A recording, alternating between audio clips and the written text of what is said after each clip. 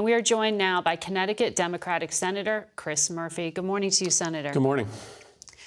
We have you here after some of the most tragic events in our country. And this week, 3 of the victims were just 9 years old. This was a private Catholic school, or excuse me, Christian school attached to a church.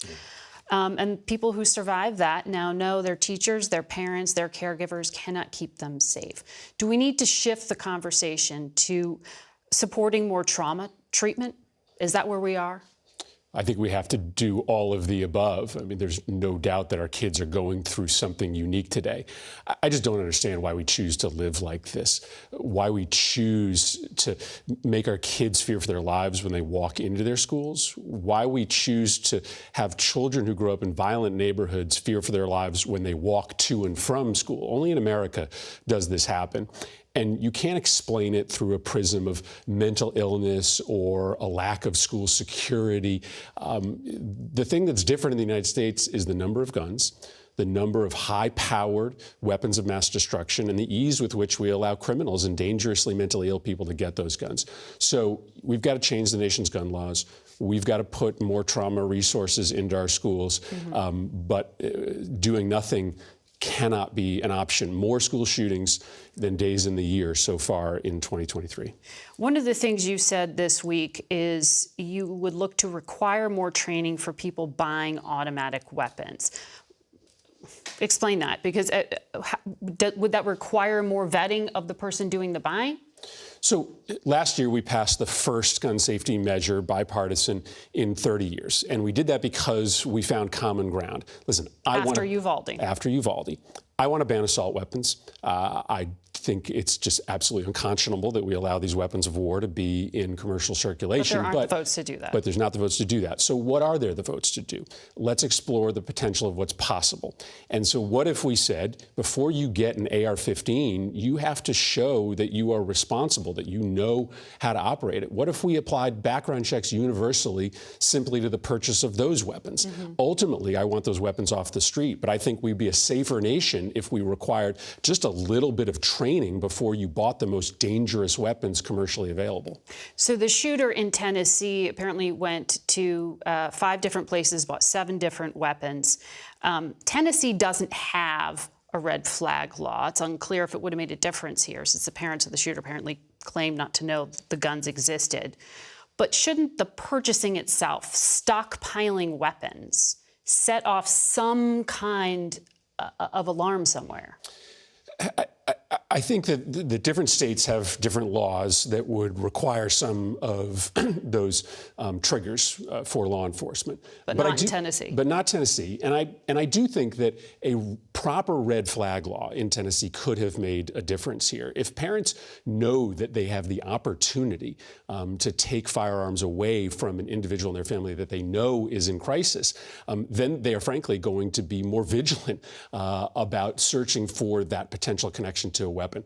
In Tennessee, they couldn't do anything about it even if they knew about the weapons. And so what we know is that in states that have red flag laws, they are used responsibly and frequently to take guns away from people in crisis. Florida, a red state, has a red flag law that's been used 8,000 times to take weapons away from people who are contemplating violence against others or contemplating violence against themselves. They work, and if Tennessee had a red flag law and the parents knew about it, maybe this situation wouldn't have happened. The bill that you co-sponsored provided financial incentives for states to create red flag laws. Tennessee apparently just doesn't want one. Yeah. Tennessee's moving the other way, right? Tennessee is talking about allowing you to be able to carry loaded assault weapons on the streets. What we know is that states that have tougher, tighter gun laws have dramatically lower rates of gun violence. And so in Connecticut, our rate of gun violence is half that, 1/3 that of Tennessee. So my hope is that this new federal funding that we passed on a bipartisan basis last year will prompt states like Tennessee to take a look at red flag laws. They're wildly popular. 80% of Americans want them. There's no political risk in enacting a red flag law. If Tennessee had it, maybe this wouldn't have happened.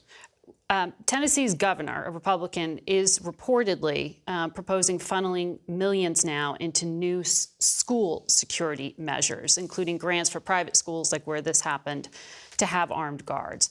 A version of this was brought up on the Senate floor. You had a pretty heated exchange with Senator Ted Cruz. But explain why you think he's wrong when he says this.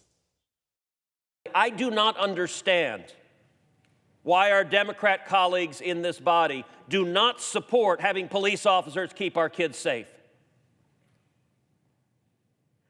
Why, when it comes to this issue, the only thing that interests them is disarming the people at home who pose no threat, rather than protecting our kids.